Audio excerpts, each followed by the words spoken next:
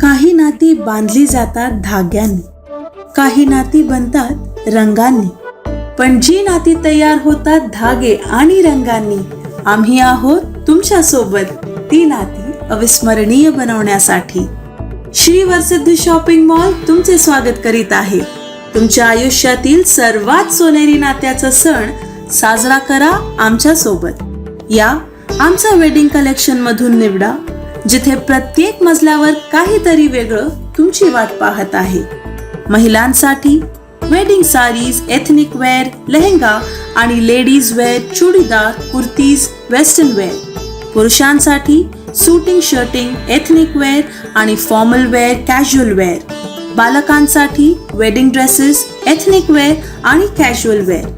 तर या श्री वरसिद्धीचे कुटुंब तुमच्या कुटुंबाची वाट पाहत आहे. श्री वरसिद्धि शॉपिंग मॉल, आजाद गार्डन जवळ, कस्तूरबा रोड, चंद्रपुर. मराठा समुदाय को ओबीसी वर्ग से आरक्षण नहीं दिए जाने की मांग को लेकर नेशनल ओबीसी स्टूडेंट फेडरेशन के जिला अध्यक्ष रविंद्र टोंगे द्वारा बुलाई गई अनिश्चितकालीन भूख हड़ताल जारी है. इसी बीच बुधवार की आधी रात के करीब डॉक्टर भूख हड़ताल कक्ष में घुस गए. प्रशासन ने टोंगे की हालत खराब होने की बात कहते हुए उसे अस्पताल में भर्ती कराने पर जोर दिया. हालांकि मराठा समुदाय के मनोज जरांगे को मंडप में इलाज कराने और ओबीसी समुदाय के टोंगे को अस्पताल में स्थानांतरित करने पर जोर क्यों दिया गया, ये सवाल ओबीसी समुदाय के लोगों ने उठाया. इसके बाद मंडप में टोंगे का इलाज किया गया. ओबीसी और मराठों में अंतर क्यों है? ओबीसी समाज इस तरह का भेदभाव बर्दाश्त नहीं करेगा. जब डॉक्टर ने उपोषणकर्ता टोंगे की जांच की तो पता चला कि उनका शुगर लेवल कम है. इसलिए डॉक्टर ने सुझाव दिया कि उन्हें तुरंत अस्पताल में भर्ती कराया जाना चाहिए. जिला प्रशासन ने भी उन्हें अस्पताल में शिफ्ट करने की कार्रवाई शुरू कर दी है. हालांकि टोंगे और नेशनल ओबीसी फेडरेशन के महासचिव सचिन राजूरकर और 25 कार्यकर्ताओं ने इसका विरोध किया. भूख हड़ताल पर बैठे जरांगे का इलाज चल रहा है. सभी प्रकार की सेवाएं प्रदान की जाती हैं. तब मांग की गई थी कि ओबीसी समुदाय के भूख हड़ताल करने वाले टोंगे का इलाज अनशन पंडाल में ही किया जाए. इससे कुछ देर के लिए अनशन स्थल पर तनाव उत्पन्न हो गया.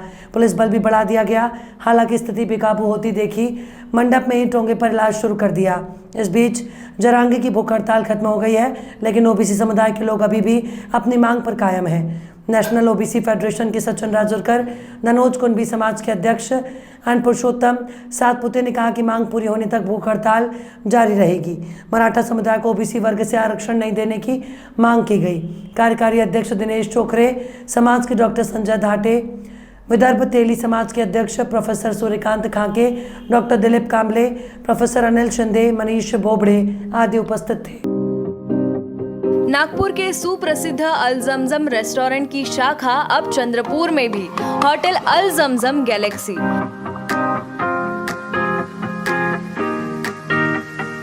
वेज, नॉनवेज और चाइनीज खाने के लिए आलीशान फैमिली रेस्टोरेंट.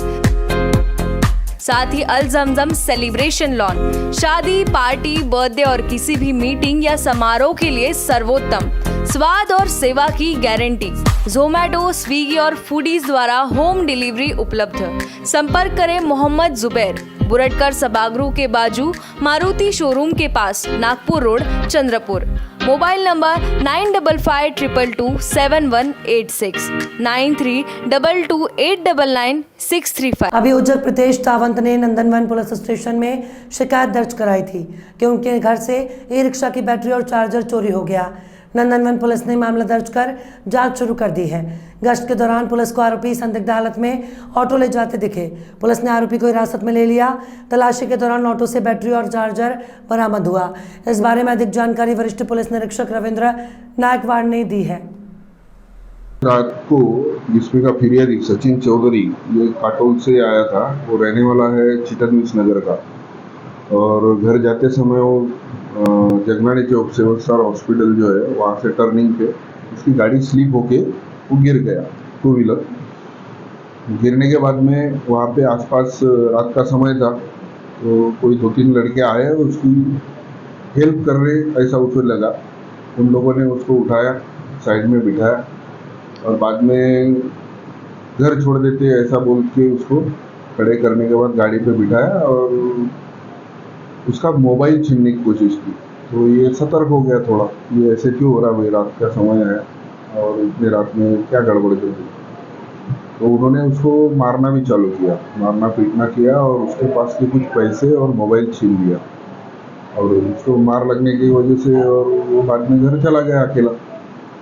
जब दूसरे दिन बहुत लेट आया वो पुलिस स्टेशन, आने के बाद में जैसे उसने घटना बताई, हमारा डीपी स्टाफ सक्रिय कर दिया गया और उसने जो जो हुलिया बताया उस हिसाब से आरोपी की शिनाख्त की गई और तुरंत ही हमने पहले एफआईआर रजिस्टर करवा ली और आरोपी को ढूंढना चालू किया और आरोपी मिल गए और फिरियादी ने उनको पहचान लिया है।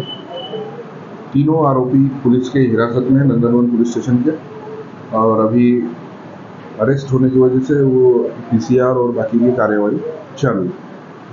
तो बेसिकली अभी तो तपास इसका पूरा होना बाकी है। प्राइमरी ऐसा बोल सकते हैं कि ये मौके पे चांस लेना, मतलब मिल गया है जख्मी और उसके अभी पैसे मिल सकते हैं या मोबाइल मिल सकता है और आजकल के बच्चों को खर्चा पानी के लिए पैसे लगते, तो ये रिकॉर्ड इनका अभी चेक करना चालू है। पूर्व गुनहगार को नंदनवन में नहीं है ये, लेकिन हो सकता है उनका कोई रिकॉर्ड होगा, उस हिसाब से हमारा तपास आगे बढ़ेगा। नाम तो यहाँ नहीं मैं बताऊंगा। एक टिमकी का रहने वाला है, एक हसनबाग का है और एक शास्त्री नगर झोपड़पट्टी का रहने वाला है। Kancha's Fast Food, most famous and best Chinese fast food center of Chandrapur. Best stays, outdoor and indoor sitting arrangements, best services at reasonable rates. We offer veg Manchurian, paneer Manchurian, veg chili, chili chana, chili paneer, veg noodles, Hakka noodles, Szechuan noodles, cocktail rice, paneer rice, Szechuan rice, fried rice. Available for home delivery, marriages and all other parties. Kancha's Fast Food, opposite Government ITI, near Varora Naka, Civil Lines, Chandrapur. Mobile number 7722008812. Bharat के सर्वश्रेष्ठ शासक और स्वराज्य संस्थापक छत्रपति शिवाजी महाराज के इस वर्ष 350वें राज्याभिषेक समारोह होगा, जिसे सभी भारतीय लोगों ने पूरे जोरों शोरों से मानना शुरू भी कर दिया। इसी बीच नागपुर के एक यूनियन ने छत्रपति शिवाजी महाराज के राज्याभिषेक का समारोह गणेश उत्सव से ही मनाने का निश्चय किया, जिस बीच उन्होंने महाराज के किलों का प्लास्टिक मॉडल बनाकर विशेष प्रस्तुति की बात कही है, जिसकी बात करने अनेक पत्रकार उनके साथ आए हैं, उनके यहाँ आए थे। आइए देखते हैं उन्होंने इस दौरान क्या कहा। सगळा प्रवास जातोय की दोन्ही मोठे किल्ले आपण साकारलेले आहेत, काय सांगाल? आपण सगळे जाणतोच की यावर्षी आपण महाराजांच्या राज्याभिषेकाचं 350वें वर्ष आपण साजरा करतो आहे। अनेक ठिकाणी विविध कार्यक्रम होत आहेत, पण तात्या टोपेनगर गणेश उत्सव मंडळ नागपूर यांच्या डोक्यात एक अतिशय अफलातून कल्पना आली की आपण हे 350वें वर्ष गणपती उत्सवाच्या निमित्तानं सुद्धा साजरं करावं। म्हणून ते सगळे पोरं माझ्याकडे आले आणि ते मला म्हणाले की दादा आपल्याला किल्ल्यांचे मॉडेल्स करायचे आहे। मग किल्ल्यांचे मॉडेल्स कुठले करायचे, तर जसं तुम्ही म्हटलं की बाबा महाराजांचा इतिहास राजगडापासून तर रायगडापर्यंत, तसा तोरणापासून राजगडापर्यंत, कारण तोरण्यावर जे धन सापडलं त्या धनाचा वापर करून महाराजांनी राजगडाची बांधणी केली आणि त्याच्यानंतर सगळं महाराजांनी एक एक पराक्रम करत रायगडावरती आपली राजधानी स्थापन केली। राजगड ही पहिली राजधानी आणि शिवतीर्थ रायगड ही महाराजांची शेवटची राजधानी। महाराजांचं आयुष्य 50 वर्षांचं होतं, 1630 ते 1680। या 50 वर्षात महाराजांनी 24 वर्ष म्हणजे 50 वर्षांपैकी 24 वर्ष ही राजगडावर त्यांनी घालवली। म्हणून अनेक विविध घटना ज्या आपण इतिहासात जाणतो, म्हणजे शाहिस्तेखानाची मोहीम, नंतर तानाजी मालुसऱ्यांचा प्रसंग, खोपडे देशमुखांचा फैसला, त्याच्यानंतर अफजल खान वधाचं प्लॅनिंग, अशा अनेक घटना राजगडावरती घडल्या। म्हणून राजगडाचं महत्त्व अतिशय जास्त आणि मोठ्या प्रमाणात आहे आणि म्हणून आपण त्या किल्ल्याचं इथे प्रतिकृती आपण इथे केलेली आहे। त्या किल्ल्याच्या संजीवनी माची, पद्मावती माची, सुवेळा माची हे सगळे भाग दाखवले आणि त्यानंतर महाराजांनी 1672 साली आपली राजधानी शिफ्ट केली, ती शिवतीर्थ रायगडावरती। चंद्रराव मोऱ्यांचा पराभव करून जेव्हा त्यांनी जावळी आपल्या ताब्यात घेतली तेव्हाची ती गोष्ट आहे आणि मग त्यांनी तिथे अतिशय अप्रतिम असं सगळं बांधकाम करून घेतलं, ज्या बांधकामामध्ये आपल्याला छत्रपती शिवाजी महाराजांची दूरदृष्टी लक्षात येते की देवगिरीच्या किल्ल्याला एकच दरवाजा होता, पळायला दुसरी वाट नव्हती, म्हणून राजा रामदेवरायांचा पराभव झाला।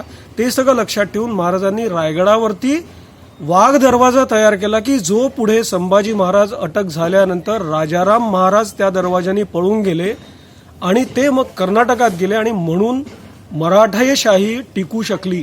हे एक अत्यंत महत्त्वाची घटना रायगडावरची आहे, जी महाराजांची दूरदृष्टी दाखवते.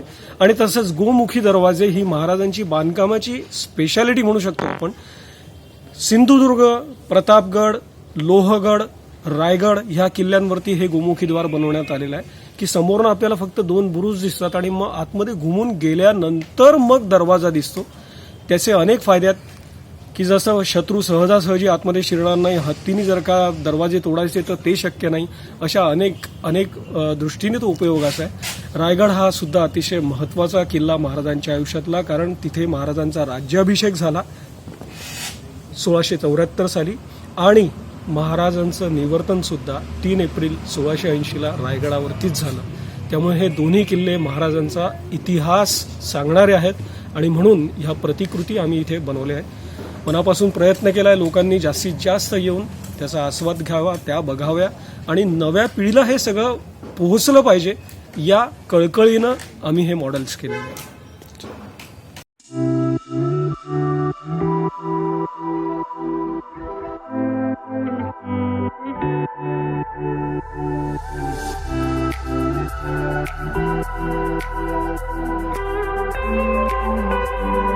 Thank you.